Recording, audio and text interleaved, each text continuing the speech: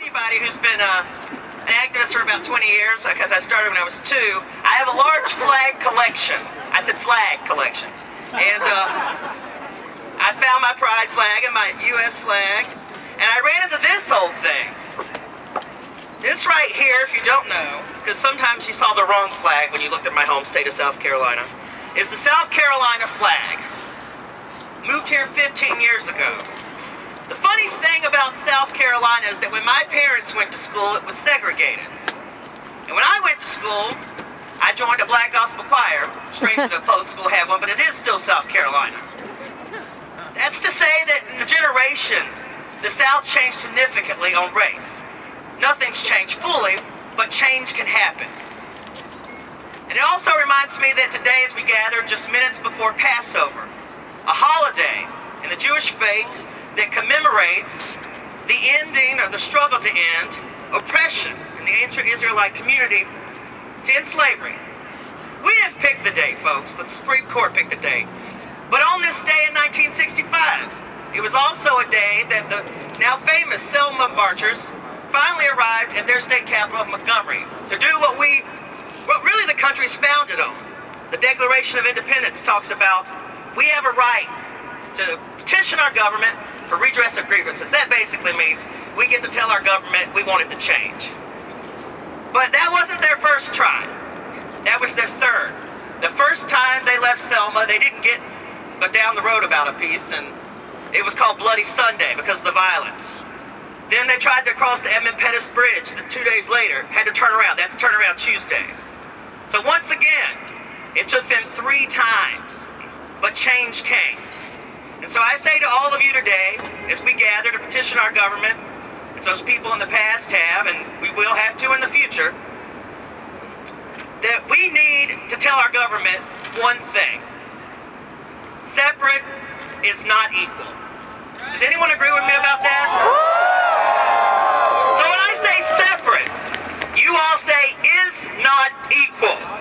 Separate is not equal. Separate Is not equal. Separate Is not equal. And we're telling the Supreme Court today that when you get up tomorrow morning and see people in 170 communities in this country that say separate Is not equal. you do not want to have your grandkids know you as the next Plessy versus Ferguson court. Right. You need to do the right thing, Supreme Court. We're watching you, and we expect it.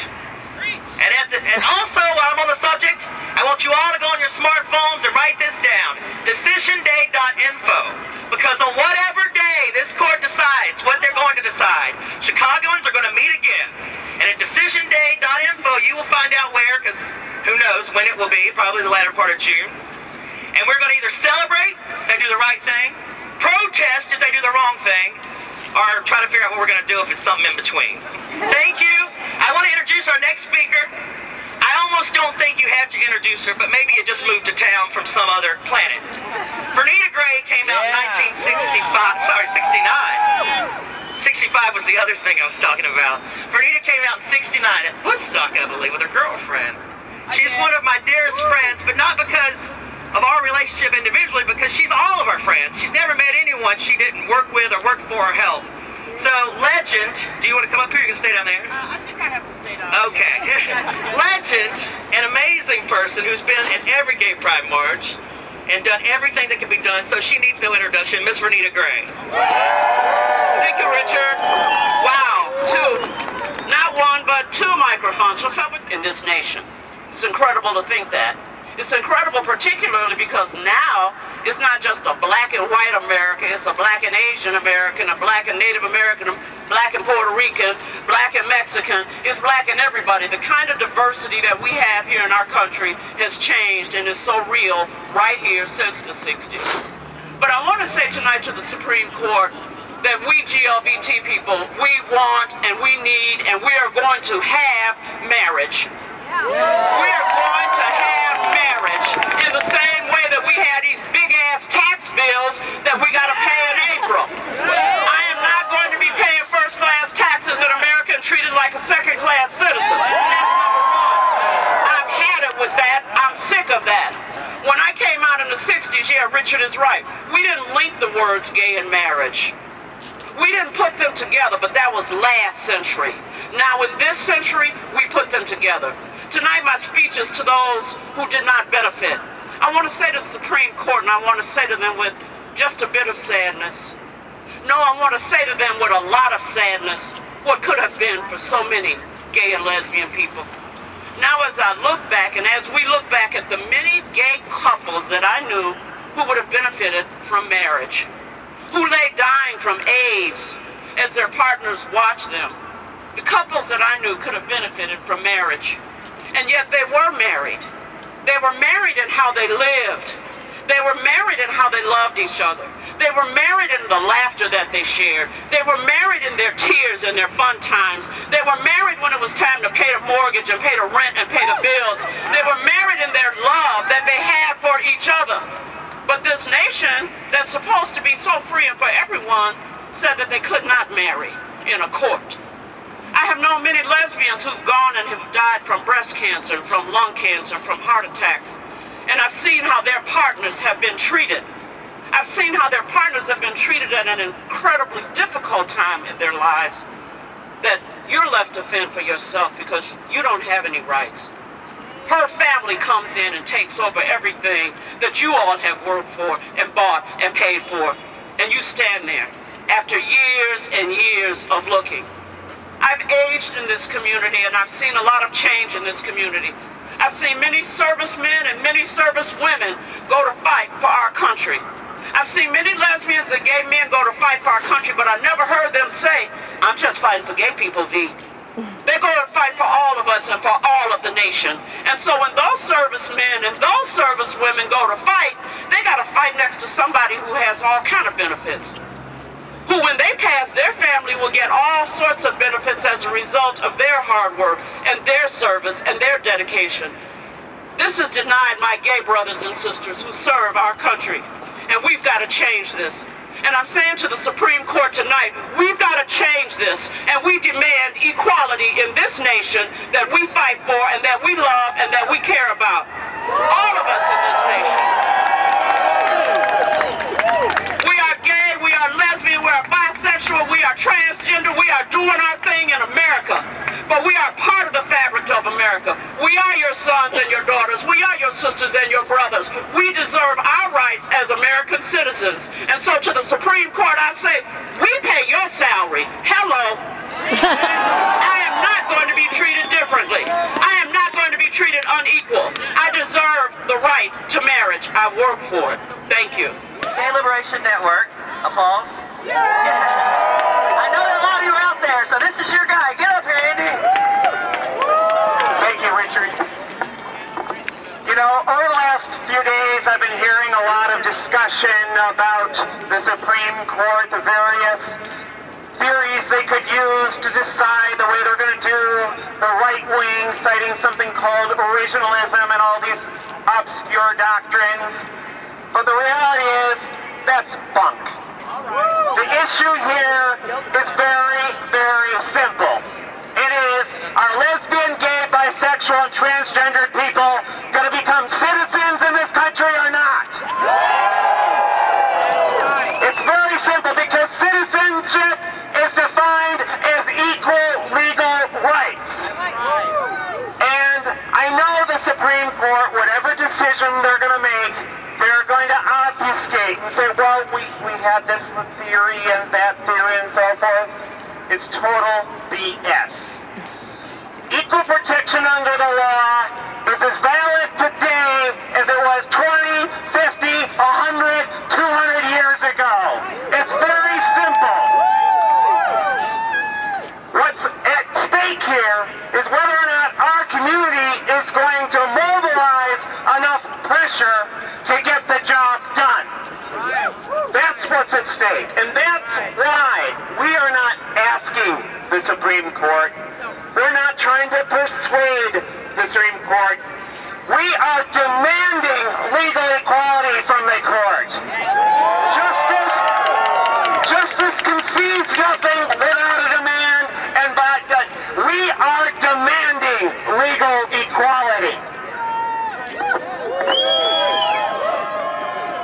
Now, Richard mentioned some very important dates coming up. When the Supreme Court makes its decision in June, we're all going to be coming out, yes? It's going to be someplace down here in the downtown area. We'll be announcing it soon enough. But it's very important to remember to not make the mistake of previous movements where we think that progress is inevitable. It is not inevitable. All you have to do is look at other places around the world where LGBT people are being beaten and killed by their own governments for just who they are. We live in a very dangerous world, and we can never, never rest. So if we win with the Supreme Court, we should not lie there, because we know from the history of previous social movements, the African American movement for equality that began many, many decades ago and crested in the mid-60s, that even when African Americans won formal legal equality, there was so much more that needed to be won, and Dr. King and so many others, to their credit, kept on fighting after they won formal legal equality. We need to do the same, because we will not have safe schools no matter what the Supreme Court decides. We will not have respect for our homeless LGBT youth no matter what the court decides. We need to fight not only for legal equality, we need to fight for full social equality with our non-LGBT brothers and sisters. We would not have gotten to this day without marching. And that's why we're going to be marching today, because we need to tell our fellow Chicagoans that they need to join this justice struggle.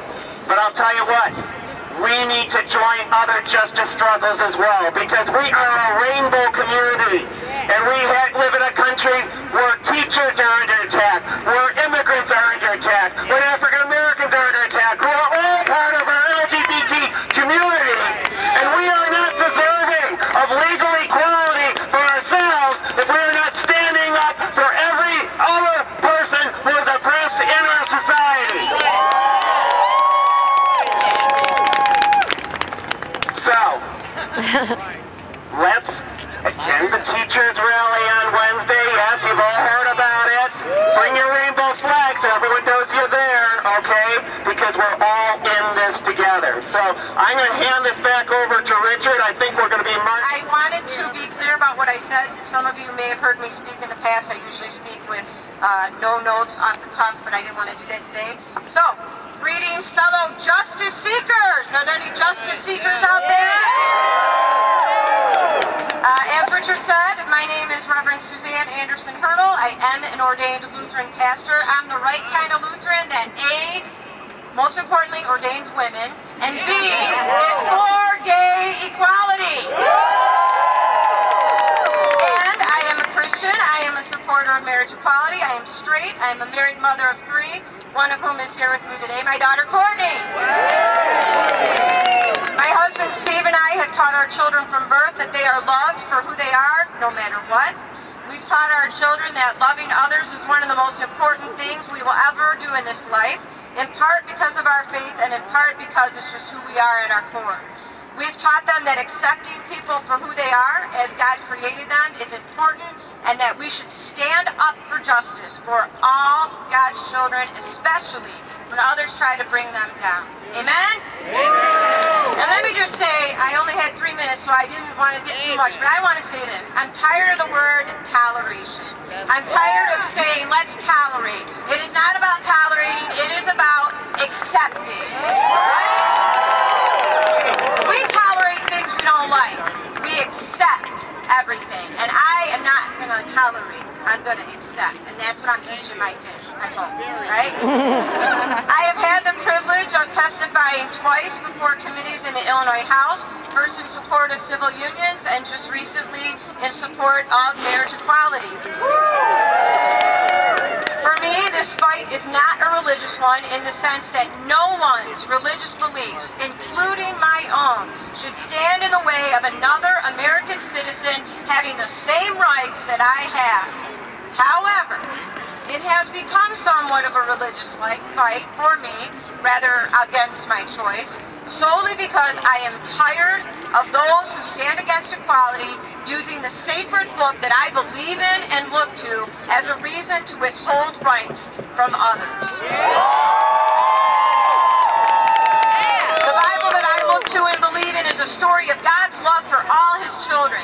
Time and again, examples of hypocrisy among religious leaders are called out by Jesus. He looks instead to the ones that are left out of religion to share his messages of inclusion and welcome. So, if some want to make this a religious fight, I am ready. I've got my armor of God in my car and I am ready to fight for my daughter, for my sons Justin and Ryan, for their friends, and for all God's children. As I said in my testimonies before the House, I am not here as a representative of the Christian Church, the Evangelical Lutheran Church in America, or even my congregation, Good Shepherd. Instead, I am here as an American citizen, an Illinoisan, and yes, a Christian woman who believes strongly in the right of all people to life, liberty, and the pursuit of happiness. Building in which they sit, which read, equal justice under law. Did you know that? It's on the darn Supreme Court building. Isn't it about time we actually live it out? I don't believe you. Isn't it about time we win that out? I hope that those justices think about the final words from the Pledge of Allegiance, which I'm sure they have recited many times, with liberty and justice for all. And it doesn't say some, it says all. Let me say one last thing, because I was quoted at the last rally I spoke at, and I kind of think I made some people mad. Oh well, but let me just say one more thing. Lest I am misquoted or misunderstood, I hold marriage in very high esteem. Having been married almost 22 years, I know the hard work, love, and commitment it takes.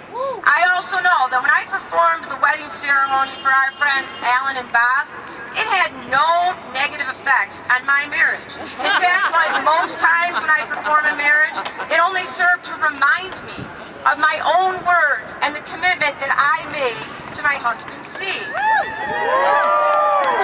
Yeah, he's worth caring for. When I have the privilege, and I say when, I have the privilege of marrying more of our friends like Chris and Audrey, Tana and Tammy, Ron and Tim, Craig and Bruce, and many, many more, as soon as Illinois enacts marriage equality, which it will do, I look forward to celebrating with them and their families. And when DOMA is repealed, which it will be, yes? I will know that this country, or at least the major part of it, actually believes the words we value and hold up from our Declaration of Independence. We hold these truths to be self-evident that all men, and dare I say women, are created equal, that they are endowed by their Creator with certain unalienable rights, that among these are life, liberty, and the pursuit of happiness. Amen? Amen. The time is now for these rights to be given to all American citizens who desire them, not just a select few who think they deserve them more than others, or who think they have a moral right to them above and beyond anyone else. My fight for this will continue, and I will continue to make my voice heard. Please know you have support. You have support and allies who care so much about you. Know that you are loved. Because I know somewhere out here today, there's someone who doesn't know that, or if you know it, you don't believe it. If you hear nothing else today, know that you are loved for who you are as God created you. And know this, that someday, very soon, you will proudly be able to stand before your friends and family and say to your Steve, like I once did mine, I do. Less than fair legal equality, equal protection. So on the day of decision, when there's three choices the court basically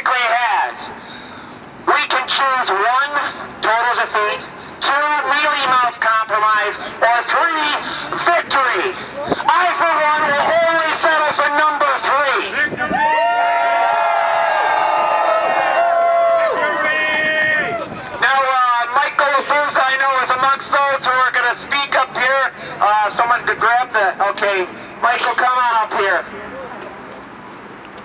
No retreat! No surrender! LGBT! We want our rights! No, we want them now! LGBT! Freedom and equality!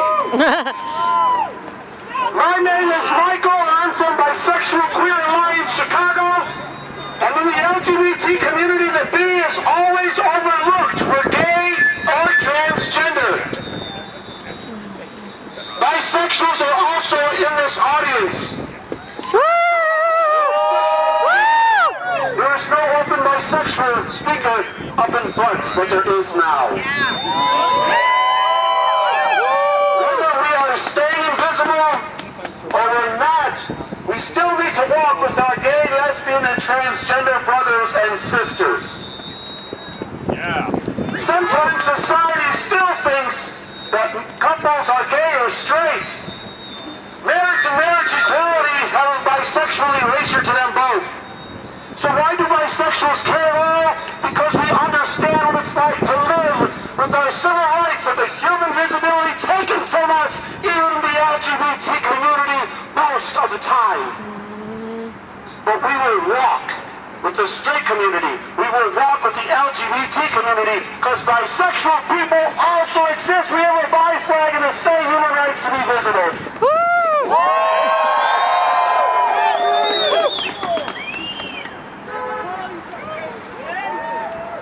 And also with Bisexual Queer Alliance Chicago, we have members that are asexual, we have pansexual, we have intersex, we have people who don't identify, we have straight allies, we have all walks of life.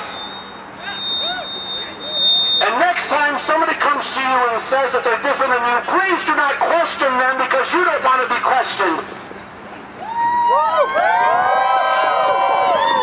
So what, bisexuals are not gay enough or straight enough. Bisexuals are bisexual enough because people are people enough no matter who and what our birthright is. And last but not least, I am Brother Michael. I'm a religious person, and for those of us who don't believe in God and church, time